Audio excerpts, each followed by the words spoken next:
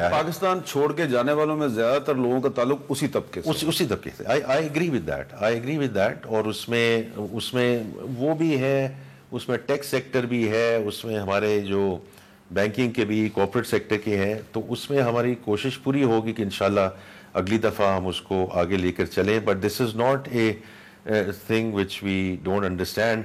لیکن یہ بھی آپ اپریشیٹ کریں کہ ایسی بات نہیں ہے کہ ہم نے سیڈڈ کلاس کو بالکل ہم نے اگنور کر دیا.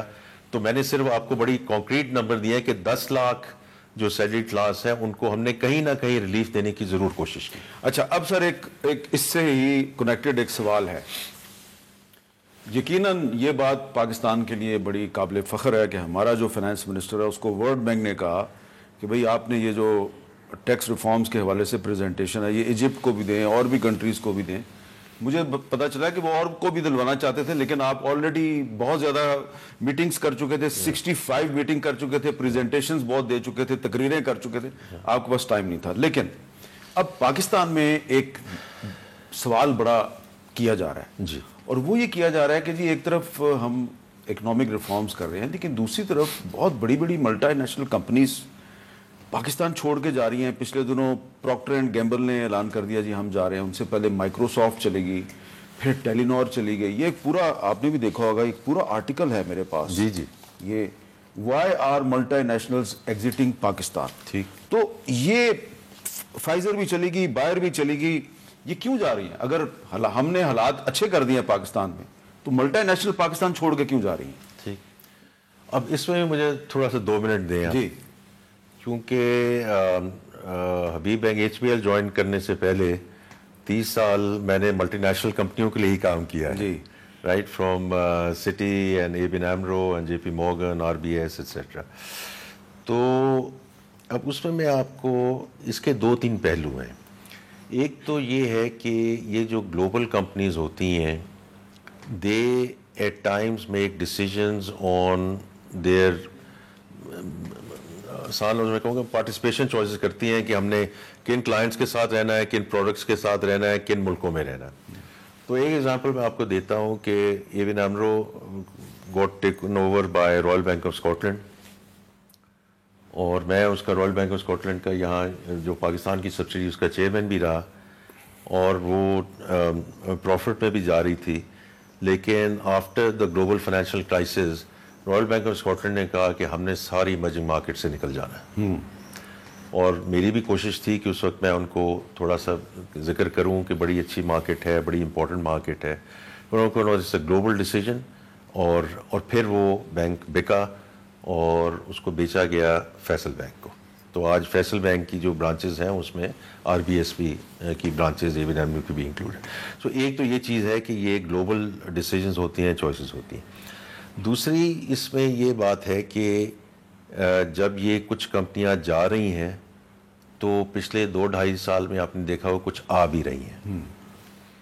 تو اس میں آپ نے دیکھا ہوگا انرجی سیکٹر میں ارامکو آئی, وافی آئی, گنور آیا, ڈیجیٹل سروسز میں ابھی پارکو چلی گئی تو ارامکو آ گئی. تو کچھ اس میں وہ شفٹس آ رہی ہیں کہ تھوڑا سا ویسٹ ٹو ایسٹ والا بھی شفٹ آ رہا ہے. اچھا اب اس میں جو ہے یہ ابھی مشرق ڈیجیٹل کے مین وہ یہاں آف شورنگ کر رہے ہیں. پچھلے ہفتے ہی جو پرائیویٹائزیشن اناؤنس کی ہے محمد علی صاحب نے اور پرائم منسٹر صاحب نے, تو فرسٹ وومن بینک اس کو بیچا گیا ہے. وہ ایک conglomerate of two UAE international holding company. اور یہ میں آپ کو بتا سکتا ہوں کہ وہ it was not a question کہ انہوں نے $14 ملین یا $15 ملین میں یہ خرید لیا ہے. یعنی they have big plans to invest in this institution, اس کا نیٹ ورک بڑھانے اور اس کو ڈیجیٹل سائٹ پہ لے جانے. ابو دھابی پورٹس آ رہے ہیں اور ساری انسٹیٹیوٹس آ رہی ہیں.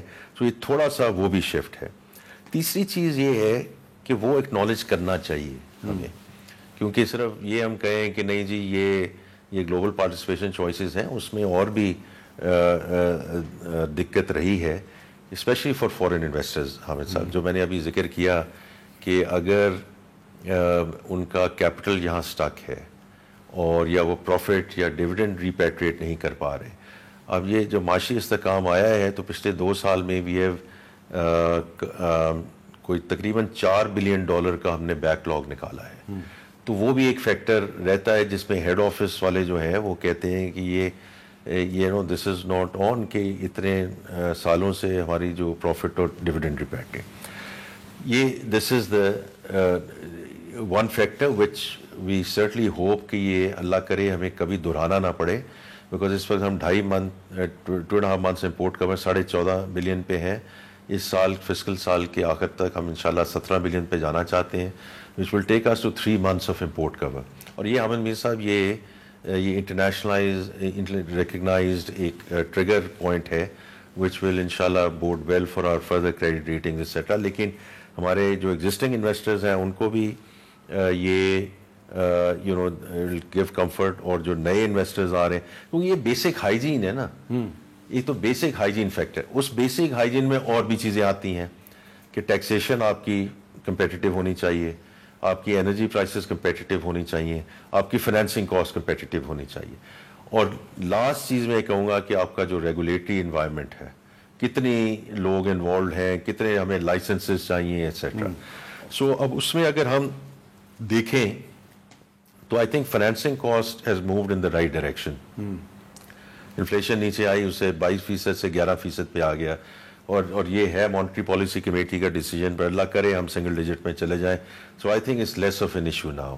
ٹیکسیشن کی میں نے بات کی ہے, اس کو ہمیں ان دا فرسٹ انسٹنس جو سپر ٹیکس والا جو سلسلہ ہے یہ تو بہت دیر سے چل رہا ہے, اور اس کو ہمیں نیچے لے کر آنا ہے اوور آل. کیونکہ اس کی وجہ سے بھی یہ جو بڑی کمپنیاں ہوتی ہیں, ان کے جو بڑے بڑے ان کے جو آفس بیئرز ہوتے ہیں, تو اس سپر ٹیکس کی وجہ سے وہ بھی اٹ گیٹس افیکٹڈ. بالکل صحیح بات ہے, بالکل صحیح بات ہے. اور اسی طرح جو انرجی کی جو پی این جی کا, تو انرجی کا اتنا نہیں ایشو تھا, لیکن یہ انرجی کاسٹ بھی افیکٹ کرتی ہے. لیکن آخری چیز میں یہ کہنا چاہوں گا کہ دیکھیں اب ان کمپنیوں کا یہ ایک تھوڑی سی نیچرل ایوولوشن بھی ہے جی, کہ جو آپ کی لوکل کمپنیز ہیں they are becoming very productive and cost efficient and giving them the run of mill for. کیونکہ دیکھیں جو اب اسی طرح ہی آپ دیکھ لیں, بی وائی ڈی ابھی آیا ہے, ابھی میں نے اس کا ذکر نہیں کیا کہ جو فورن انویسٹرز آئے ہیں, اب آٹوز میں بی وائی ڈی آ گیا, چیری آ گئی, اور لیکن یاماہا چلی گئی. نہیں وہ تو, لیکن یاماہا ایک تو آج میرے پاس آئے ہوئے تھے, وہ جرمن ڈیلیگیشن تھے, انہوں نے تو ایکچولی یاماہا کے جو موٹر سائیکل انہوں نے تو ایکچولی ایکسپورٹ شروع کر دی ہے یہاں سے. اچھا.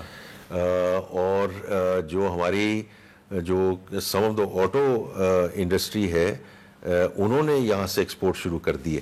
تو یہ اب دیکھیں ہم نے اس ہماری جو انڈسٹری ہے ہم نے اس کو اور انڈسٹریلائزیشن. تو آپ یہ کہہ رہے ہیں کہ کچھ یہ سارے ایک نمبر آف فیکٹرز اس لیے گئی ہیں کہ جو ہماری لوکل کمپنیز ہیں انہوں نے اچھا. یہ چوتھا فیکٹر ہے وچ ہیز بیکم ویری, ایک تو ان کی کوالٹی آف پروڈکشن. کیونکہ دیکھیں ہمیشہ ابھی یہ ہوتا تھا کہ جی وہ میڈ ان چائنا, آپ کو یاد ہے ایک دفعہ ہوتا تھا کہ جی میڈ ان چائنا ہے, وہ سستا تو ضرور ہے لیکن کوالٹی از ڈفرینٹ. تو اس لیے جس طرح ہمارے یہاں جو کمپنیز اور کنگلومریٹس اب سامنے آ رہے ہیں, they are actually becoming world class companies.